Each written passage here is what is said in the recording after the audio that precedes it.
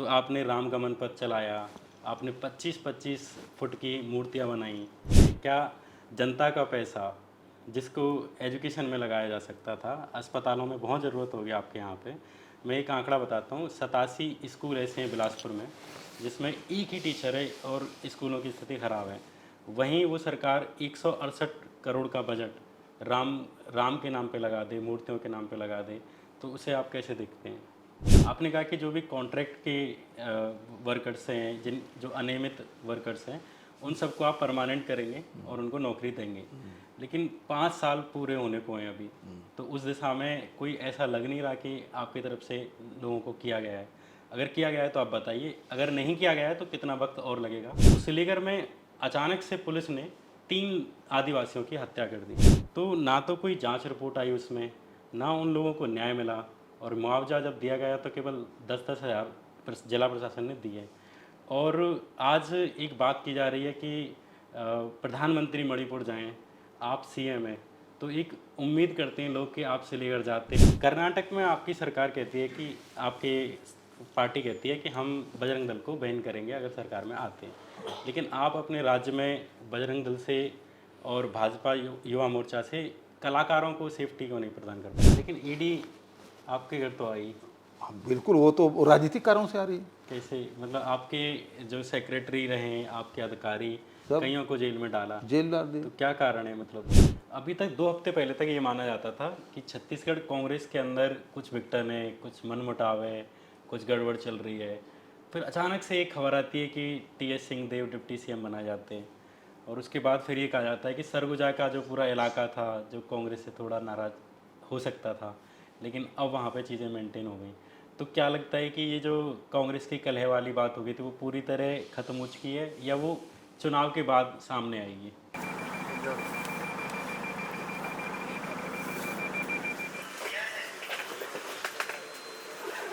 हम आए हैं छत्तीसगढ़ के सीएम भूपेश बघेल का इंटरव्यू लेने के लिए, और कुछ देर के बाद हम अंदर घुसेंगे। अभी हमने सिक्योरिटी से निकल के आए, काफ़ी सिक्योरिटी थी।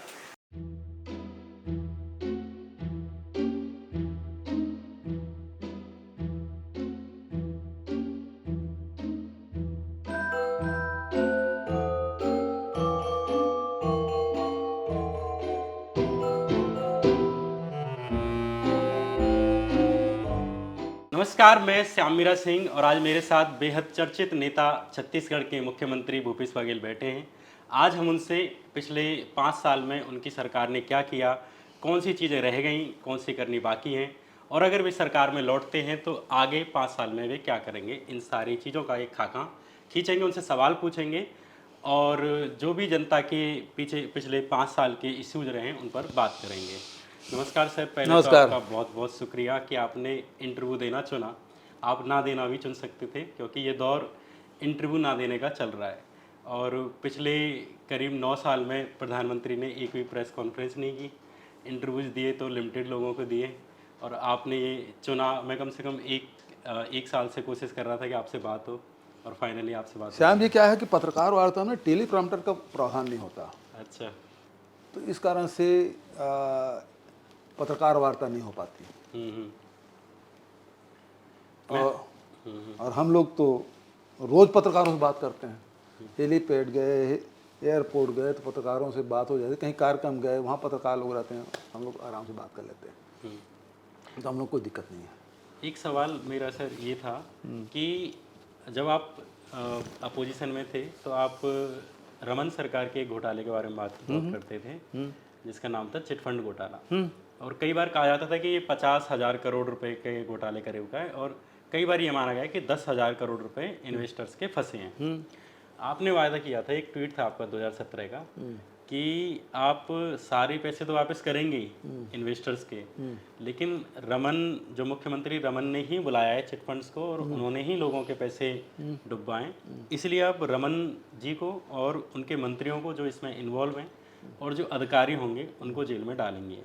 तो आज आंकड़े ये कहते हैं कि उन 10,000 करोड़ में से मात्र 33 करोड़ रुपए वापस करवा पाएँ, यानी कि 0.33% पैसे वापस हुए हैं, रिटर्न हुए हैं। अगर इसी गति से होते रहे तो इसमें 1200 साल लग जाएंगे इनको पूरी तरह वापस करने में। दूसरा ये है कि आज भी रमन जी जेल में नहीं है, उनके कोई मंत्री जेल में नहीं है, तो क्या कारण है कि आप उन पे, अगर आपको ये लगता है कि वो जेल मतलब उन्होंने ही वो अपराध किया है या भ्रष्टाचार किया है, तो क्यों वो जेल में नहीं है? बढ़िया सवाल। पहली बात तो उसका जो बेटा है ना, हाँ। सांसद थे, भूतपूर्व सांसद है, वो बेल में है। अच्छा। हाँ, अभिषेक सिंह, अच्छा। इसी चिट फंड कंपनी के मामले में, हम्म, है ना। उसका एक और सांसद है, वो भी बेल में है। हम्म, ऐसा नहीं उसमें कार्रवाई नहीं हुई।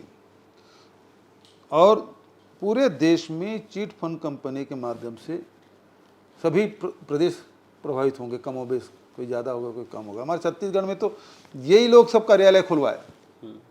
और मेरा ये कहना था कि चिट फंड कंपनी के जो एजेंट हैं, यदि वो जेल जा सकता है तो इसको शुरू करवाने वाला क्यों नहीं जा सकता? बिल्कुल। ठीक है ना, जो अधिकारी क्यों नहीं जाना चाहिए? अब सवाल, मुख्य बात यह है कि चिट फंड कंपनी के जो पैसा है वो वापस होना चाहिए। तो सबसे पहली बात तो मैंने उसको फाइल मंगवाया, सरकार बनते तो बोले कोई फाइल नहीं है। अच्छा। एक भी फाइल नहीं है, जबकि विधानसभा में कितने सवाल हुए, लेकिन इसका कोई फाइल नहीं है। मैं आपको बता रहा हूँ, चिट फंड का। फिर तो इकट्ठा करवाए हम लोग, कितने आवेदन हैं, कितनी कंपनियां हैं, जानकारी दो, उसकी संपत्ति कितनी है ना। तो संपत्ति कितनी, वो जानकारी लिए। जितनी जानकारी आई उसमें से फिर उसको अब क्या किया जाए, तो उसको कोर्ट से अनुमति लेके कुर्क कराए। ये प्रक्रिया थोड़ा सा लंबा है, लेकिन जहाँ जहाँ संपत्ति बताएं सबको कुर्क करा रहे हैं हम लोग। और उसमें अब चूंकि न्यायालयीन प्रक्रिया हो जाती है तो थोड़ा सा विलम्ब तो होता है, लेकिन राजनांदगांव में, दुर्ग में, रायपुर में, धमतरी में, बिलासपुर में, इन जिलों में कुछ कंपनियों के पैसा हमने वापस कराया।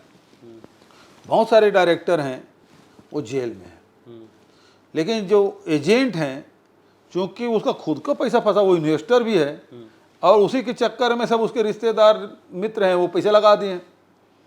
उसको कमीशन भी मिला 10%, 20%, जितना मिला होगा, वो पैसा उसके पास भी है।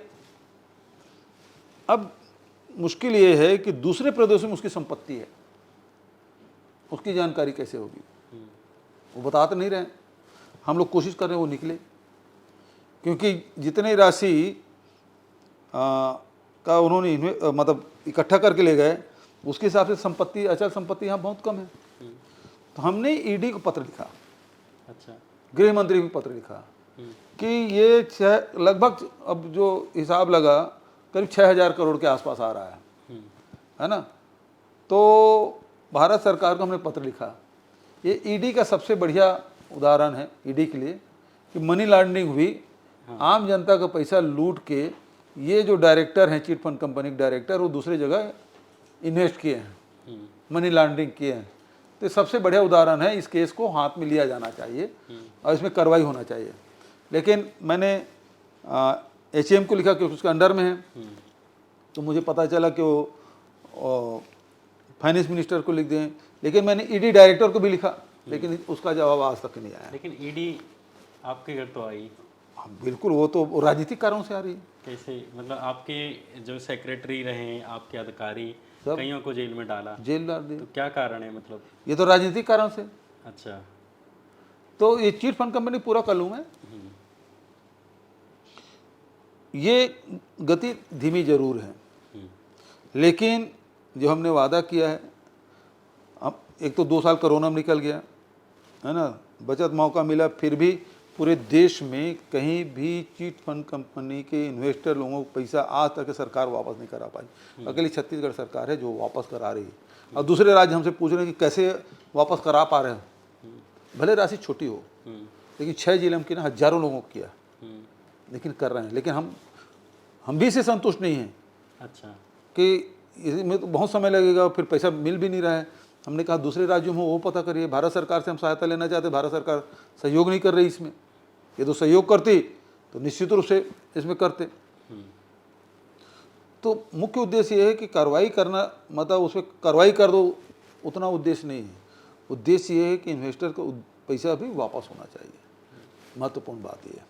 अब दूसरा सवाल, एक मैं ये कह रहा था कि अभी एक आज ही एक कॉमेडियन है कॉमेडियन नहीं, एक माइंड रीडर हैं सुहानी शाह, और उनसे पहले एक कॉमेडियन थे मुनव्वर फारूकी। तो मुनव्वर फारूकी का 2021 में एक प्रोग्राम था यहाँ पे कॉमेडी का, तो वो कैंसिल कर दिया गया आयोजकों के द्वारा, क्योंकि बजरंग दल और विश्व हिंदू परिषद के लोग और भाजपा के लोग विरोध कर रहे थे। और अभी हाल ही में सुहानी शाह के जो आयोजक थे उनको भी अपना जो पूरा प्रोग्राम था सुहानी शाह का वो बदलना पड़ा, क्योंकि सुहानी शाह ने जो बागेश्वर बाबा का जो चमत्कार के नाम पे पूरा किया जा रहा है उनके द्वारा, उसको साइंटिफिकली बताया कि ये चमत्कार नहीं है, ये एक ट्रिक्स होती हैं। तो इस वजह से उनको एंटी हिंदू बता के कुछ लोगों के द्वारा, आपके यहाँ खासकर बजरंग दल के द्वारा और भाजपा युवा मोर्चा के द्वारा विरोध किया गया, और इस वजह से भिलाई में उनका प्रोग्राम कैंसिल कर दिया गया। कर्नाटक में आपकी सरकार कहती है कि आपकी पार्टी कहती है कि हम बजरंग दल को बैन करेंगे अगर सरकार में आते हैं, लेकिन आप अपने राज्य में बजरंग दल से और भाजपा युवा मोर्चा से कलाकारों को सेफ्टी क्यों नहीं प्रदान कर पा रहे? देखिए, एक चीज़ ये है कि ये तो लॉ एंड ऑर्डर की बात है। यदि कहीं लोग आक्रोशित हो रहे हैं और उसमें जान माल के नुकसान होने की बात है, तो फिर डीएम और एसपी ये दोनों तय करते हैं, क्योंकि लॉ एंड ऑर्डर की जिम्मेदारी उसकी होती है। और वो देखते हैं कि लॉ एंड ऑर्डर मतलब इसको हम नहीं रोक पाएंगे, तो इसलिए उसको रोका जाता है। ऐसा नहीं है कि हम लोग अंधविश्वास को बढ़ावा देने के काम करें या फिर उससे कोई डरते हैं। ये डरने उन्हें काम नहीं है, लेकिन लाइन ऑर्डर बना कर रखने की ज़रूरत है कि कौन सी सिचुएशन में कब किस परिस्थिति में उसको निर्णय लिया जाए। तो डीएम के जितना भी लाइन ऑर्डर का अधिकार है वो डीएम और एसपी को होता है। अभी जो कुछ लोगों के द्वारा कहा जा रहा है कि जो छत्तीसगढ़ में आपके द्वारा या आपकी सरकार के द्वारा आरएसएस का एजेंडा बढ़ाया जा रहा है, ऐसा लोगों के द्वारा कहा जाता है कि ये जो राम के नाम पे, मंदिर के नाम पे, मूर्तियों के नाम पे जो पूरी एक राजनीति चलती है, तो आपने राम गमन पथ चलाया, आपने 25-25 फुट की मूर्तियां बनाई, आपने राम मंडलियां की प्रतियोगिताएं चलवाईं, और ये सारे कार्यक्रम आपके द्वारा चलाए जा रहे हैं, त्यौहार चलाए जा रहे हैं, पूरा चल रहा है। और मैं अभी भी एयरपोर्ट पे था तो वहाँ पे भी आपकी ही पर्यटन विभाग की तरफ से वो राम का ही चल रहा था। ऐसा लग रहा है कि कहीं बीजेपी का ही विलय ना हो जाए कहीं कांग्रेस में यहाँ पे, क्योंकि दोनों ही एक तरह से हिंदुत्व का ही बढ़ा रही हैं, राम का ही बढ़ा रही हैं। तो आप इसे कैसे देखते हैं? क्या जनता का पैसा जिसको एजुकेशन में लगाया जा सकता था, अस्पतालों में बहुत ज़रूरत होगी आपके यहाँ पे। मैं एक आंकड़ा बताता हूँ, 87 स्कूल ऐसे हैं बिलासपुर में जिसमें एक ही टीचर है और स्कूलों की स्थिति ख़राब है। वहीं वो सरकार 168 करोड़ का बजट राम के नाम पे लगा दे, मूर्तियों के नाम पे लगा दे, तो उसे आप कैसे देखते हैं? आज छत्तीसगढ़ में पहले यदि बासी खाते थे ना तो हीन भावना से देखते थे। छत्तीसगढ़ी बोलते थे, उसको हीन भावना से देखते थे। हमारे तीज त्यौहार को इतना निगलेक्ट किया गया कि वो लोग मनाना ही बंद कर दिए थे। तो यही बात हमारे कइयों ने, कलाकारों ने इस बात को बार बार अपने कार्यक्रमों के माध्यम से, लेख के माध्यम से इसको कोसते रहे कि नहीं, ये ठीक नहीं है। और आज हमारी सरकार बनी तो हमारी जो छत्तीसगढ़ की जो संस्कृति है उसको सहेजने का काम किए। अभी आप पहले चर्चा क्या किए, नक्सल, और दूसरा चर्चा किए खदान। हमारी पहचान केवल दो ही थी। अब यहाँ हमारी संस्कृति है, हम तो यदि धान उत्पादक हैं, हम धान भी यदि नापते हैं तो पहले राम बोलते हैं, फिर दो बोलेंगे। जब काठा हम नापते हैं ना तो पहले राम, फिर 2, 3, 4 इस प्रकार से गिनते हैं। राम तो योगी आदित्यनाथ भी बोलते हैं, फिर कांग्रेस ये क्यों कहती है कि ये राम उनके है ही नहीं ना भाई। तो आपके राम में और उनके राम में क्या अंतर? हमारे राम में अंतर ये है कि हमारे राम हैं वो सबरी के राम हैं, हमारे राम वनवासी राम है, हमारे राम कौशल्या राम है, हमारे राम भांचा राम है। उनके राम वो युद्धक राम है और वोट दिलाने वाले हैं। जब वोट दिलाने का समय आता है ना तब वो जय श्री राम करके बोलेंगे, उसके पहले नहीं करेंगे। हमको हे दृष्टि मत देखो भाई, हमारे बहुत प्राचीन परंपराएं, संस्कृति है और जिसमें सबके लिए जगह है। हमारे में नफरत के लिए कोई स्थान नहीं है। भाईचारा के साथ हम लोग रहते हैं, वर्षों हजारों साल से रह रहे हैं। यहाँ कोई लड़ाई झगड़ा नहीं।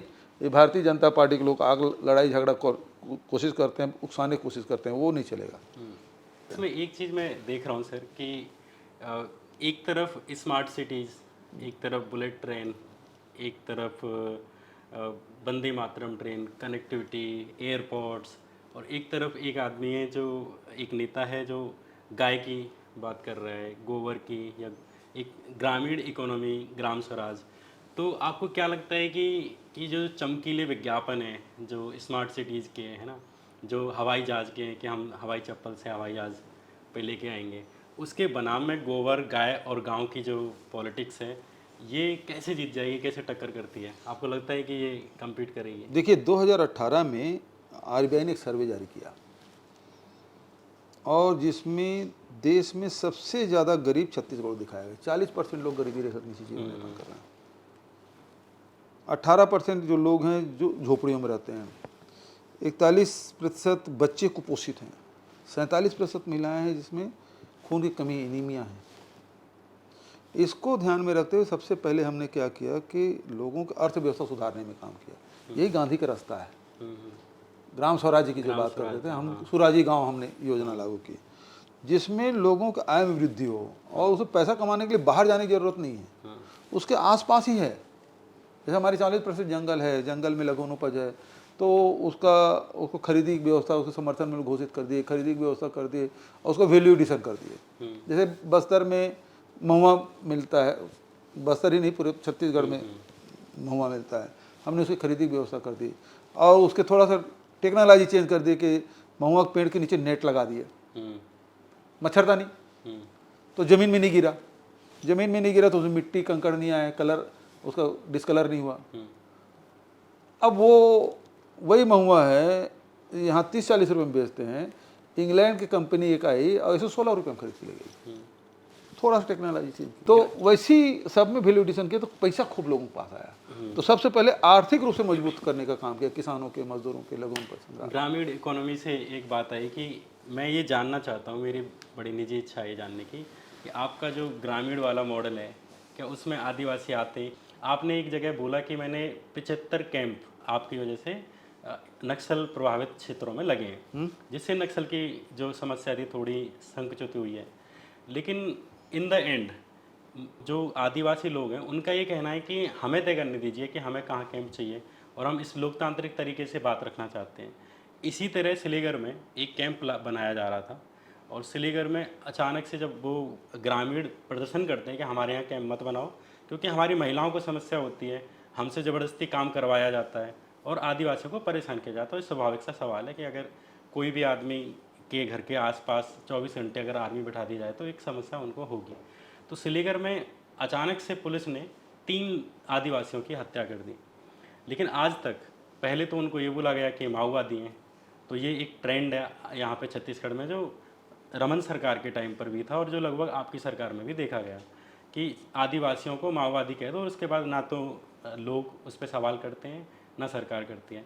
तो ना तो कोई जांच रिपोर्ट आई उसमें, ना उन लोगों को न्याय मिला और मुआवजा जब दिया गया तो केवल 10-10 हज़ार जिला प्रशासन ने दिए। और आज एक बात की जा रही है कि प्रधानमंत्री मणिपुर जाएं, आप सीएम हैं, तो एक उम्मीद करते हैं लोग कि आप सिलीगुड़ी जाते। मूल रूप से आदिवासियों की समस्या के बारे में। तो सबसे पहली बात यह है कि यदि नक्सलियों की बात करें तो पिछले सरकार में होता यह था कि गोली के बदले गोली, और दूसरी बात यह है कि फर्जी इनकाउंटर बहुत हुए। तीसरी बात यह हुई कि किसी भी आदिवासी को पकड़ के जेल में ठूस दिया जाता था कि नक्सलियों को सहायता आपने की या उसकी गतिविधि में शामिल थे। हमारी सरकार में हमने एक भी फर्जी इनकाउंटर नहीं किया, नहीं हुआ। एक क्रॉस फायरिंग में मारा गया तो उसको भी हमने स्वीकार किया, हमसे गलती से एक व्यक्ति की मृत्यु हुई। सिलीगुड़ी की घटना के बाद निश्चित रूप से 3 लोगों की मृत्यु हुई और पहली बार ऐसा हुआ कि सत्ताधारी दल के लोग सांसद के नेतृत्व में सारे हमारे बस्तर के विधायक सिलीगुड़ी गए थे। अच्छा। उनसे बात हुई, उनसे मुलाकात हुई और उसके जितने भी मांग थे उसको हमने पूरा किया। और आपको बताऊं कि उस घटनाओं में जिनकी मृत्यु, उसके परिवार के लोगों को बुला के मुख्यमंत्री निवास में भी मुलाकात मैंने किया। हालांकि मीडिया वो इस शर्त पे आया था कि मीडिया के बिल्कुल सामने बात नहीं आनी चाहिए। अच्छा, ये और ये भी आपका आज कह रहा हूँ, मैंने उस समय भी ऑफ़र किया था उनको कि आपको नौकरी दे देते हैं, आपको पैसा दे देते हैं, आपको और कहीं रिहैबिलिटेट कर देते हैं। सीलगेर में सबकी सहमति थी तब खुला। विरोध कब शुरू हुआ? जब पुअर्ती जो वहाँ से 8 किलोमीटर दूर हिड़मा का जो गांव है, वहीं से 8 किलोमीटर है, वहाँ के लोग बाहर के, सीलगेर के लोग विरोध करने नहीं आए, अच्छा, बाहर के लोगों को भेजा गया, विरोध करो, तब विरोध शुरू हुआ। आपने चुनाव से पहले, जो पिछले चुनाव थे उससे पहले वायदा किया था कि अगर आपकी सरकार आती है, आपके ट्वीट थे, मैंने लास्ट वाला भी ट्वीट देख रहा था, और वो लास्ट वाला ट्वीट भी तभी का ही था, चुनावों से पहले का। आपने कहा कि जो भी कॉन्ट्रैक्ट के वर्कर्स हैं, जिन जो अनियमित वर्कर्स हैं, उन सबको आप परमानेंट करेंगे और उनको नौकरी देंगे। लेकिन 5 साल पूरे होने को हैं अभी, तो उस दिशा में कोई ऐसा लग नहीं रहा कि आपकी तरफ से लोगों को किया गया है। अगर किया गया है तो आप बताइए, अगर नहीं किया गया है तो कितना वक्त और लगेगा? देखिए, एक चीज़ है उसमें, पहली बात तो ये है कि हमने वो जो कॉन्ट्रैक्ट बेस जो लोग भर्ती करते थे, उसमें कमी आई, क्योंकि हमने रेगुलर भर्ती शुरू कर दी। शिक्षकों में रेगुलर भर्ती अभी पिछले समय 14,000 की है, अभी 12,000 कर रहे हैं। और अभी अग्निवीर हम नहीं कर रहे हैं, हमारी पुलिस में भर्ती हो रही है, एसआई की भर्ती हो रही है, वो कॉन्ट्रैक्ट बेस नहीं है। बस्तर फाइटर हमने भर्ती की, सीएससीबी में भर्ती की, वो उसमें कोई हमने उन लोगों को बढ़ावा नहीं दे रहे हैं। लेकिन अब इसमें जो बचे हुए हैं उसमें हम लोग देख रहे हैं कि इसमें क्या किया जा सकता है, कि अनियमित कर्मचारी हैं, क्योंकि कोर्ट में गया था और उसमें एक फैसला आया था कि अब इसके बाद नहीं होगा, तो उसमें कुछ रास्ता निकल सकता, निकालेंगे। मैं पिछली बार यहाँ पे करीब 3 साल पहले आया था, और उस टाइम पे आपने कुछ इंग्लिश मीडियम स्कूल शुरू करे थे। तो मैं ऐसे ही ज़्यादा था, तो मैंने देखा कि वो मतलब कुछ बढ़िया से स्कूल है। स्वामी आत्मानंद अंग्रेजी स्कूल, हाँ, है ना, स्वामी आत्मानंद वगैरह। तो एक तरफ तो ये स्कूल हैं जिनको आपकी सरकार की तरफ से प्रोजेक्ट भी किया जा रहा है, और वाकई में बहुत अच्छा काम है कि छत्तीसगढ़ की जनता को भी इंग्लिश मीडियम में मिलनी ही चाहिए। लेकिन बहुत सारे स्कूल हैं, जैसे आपने एक ऐसी स्कीम शुरू करी थी, सुकन्या पढ़वैया स्कीम थी एक, तो उसमें ये था कि आप प्राइमरी और सेकेंडरी के बच्चों को उनकी क्वालिटी बढ़ाएंगे, एजुकेशन की क्वालिटी बढ़ाएंगे, दक्षता बढ़ाएंगे। और ये स्कीम आपने शायद 2022 में 14 फरवरी को शुरू करी। लेकिन 1 साल के बाद जब उसका मूल्यांकन हुआ, और उसमें करीब 721 स्कूलों में से 620 स्कूल फेल हो गए। मैं इसके लिए आपको भी दोषी नहीं ठहराता, क्योंकि स्कीम एक साल पहले आई है। तो मेरा ये मानना है कि पिछले 4 साल में आपकी तरफ से प्राइमरी स्कूलों के लिए इसको दोषी माना जाए कि केवल इतने लोग हुए, या पिछली सरकारों को माना जाए जिनकी वजह से केवल 70 स्कूल उसमें करीब पास हो पाए? देखिए, मुख्य रूप से बात यह है कि शिक्षा की तरफ ध्यान रहा नहीं। 15 साल के यदि कार्यकाल में देखेंगे तो अधिकांश समय शिक्षा कर्मियों के हड़ताल में बीता है, और कितने आंदोलन में करीब 35 जो शिक्षा कर्मी उसकी मृत्यु भी हुई। दूसरी बात यह है कि शिक्षा को उतना महत्व पिछली सरकारों में दिया नहीं, बल्कि 3,000 स्कूल बंद कर दिए गए। हमने तो बल्कि उन स्कूलों को शुरुआत की, जैसे आप जिस सीलगेर की बात करें, सुकमा और बीजापुर की बात करें, तो वहाँ करीब 300 स्कूल, 2 ही विधानसभा है वहाँ, है ना, तो 300 स्कूल हमने शुरुआत की। तो जो 15-15 साल से बंद थे वो स्कूल हमने शुरू की आदिवासी क्षेत्रों में। और उसके साथ साथ इस शिक्षा के गुणवत्ता के लिए जरूरी है कि टीचर होना।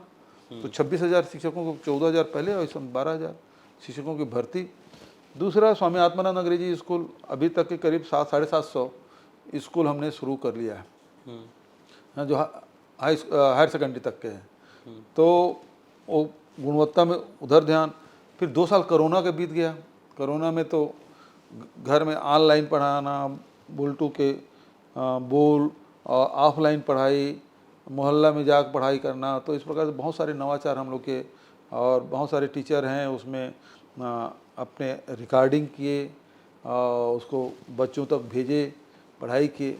और दूसरा जो आप कह रहे हैं, तो ये जब तक के हम लोग उसमें परीक्षण नहीं करेंगे तो हमको अपनी स्थिति के बारे में जानकारी नहीं होगी। जैसे 700 स्कूल में 70 ही हो पाया। अब वो देखे तब आया, तब उसमें क्या क्या कमी रही उसको सुधारेंगे, तो वो 70 है, वो हो सकता है 140 हो जाए, फिर 210 हो जाए, फिर 80% हो जाए, 90% हो जाए। तो लगा सतत प्रयास करना पड़ेगा, लेकिन अपनी ज़मीनी स्थिति क्या है वो देखना तो पड़ेगा कि आंख बंद कर लें।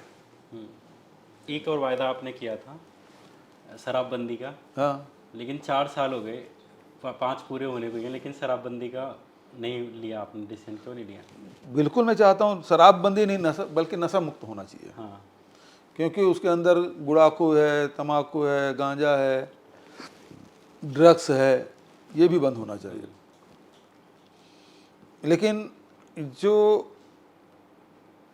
लॉकडाउन हुआ, पूरे देश में सब परिवहन बंद, फैक्ट्री बंद, सब बंद। लेकिन हमने देखा कि हरियाणा से ट्रक चल के रायपुर आ रही है, शराब की गाड़ी, ट्रक पे ट्रक, धार से चल के कंवर्धा चली आ रही है। फिर पड़ोसी राज्यों से शराब, यहाँ भी अवैध शराब बनाने की बात हुई। उसके बाद हुआ ये कि जहरीली शराब पी के यहाँ भी मरे, सैनिटाइजर पी के यहीं रायपुर में 3 जने मर गए भाई। अच्छा। बिलासपुर में 3 जने वो होम्योपैथी के जो कंसनट्रेट सिरप रहता है उसको पी गए। अच्छा। जो दवाई है वो फिर वो पूरा जला ही दिया, वो कंसनट्रेट रहता है, तो उसमें 3 लोग मर गए। तो भाई ऐसी कोई योजना मैं नहीं लागू करना चाहता जिससे लोगों की जान चली जाए। आखिरी सवाल आपके चुनाव से लेके कि अगले चुनाव में आपको क्या लग रहा है कि कितनी सीट आप ले सकते हैं, या कम होंगी या बढ़ेंगी? और ये जो 2024 का जो इलेक्शन आ रहा है उसमें आपको क्या लगता है कि क्या मोदी का जो एक पूरा बनाया जा रहा है, इतने सारे चुनाव हारने के बावजूद, कि वो राजस्थान हार जाते हैं, छत्तीसगढ़ हार जाते हैं, कर्नाटक हार जाते हैं, हिमाचल हार जाते हैं, पश्चिम बंगाल हार जाते हैं, केरल हारते हैं, तमिलनाडु, सारे हारते हैं, बावजूद इसके एक डिबेट खड़ी जा रही है कि मोदी नहीं तो कौन, और एक आता है कि आएगा तो मोदी ही। तो क्या आपको लगता है कि मोदी ही आएंगे 2024 में, या आपको कुछ लगता है कि इधर उधर चीज़ें होंगी? पहली बात तो ये कि छत्तीसगढ़ में पहले हम लोग 68 सीट जीते थे, और उपचुनाव हुए 3 और जीते, 71 हो गया। भारतीय जनता पार्टी की संख्या 13 रह गई वहाँ। अच्छा। विधानसभा में।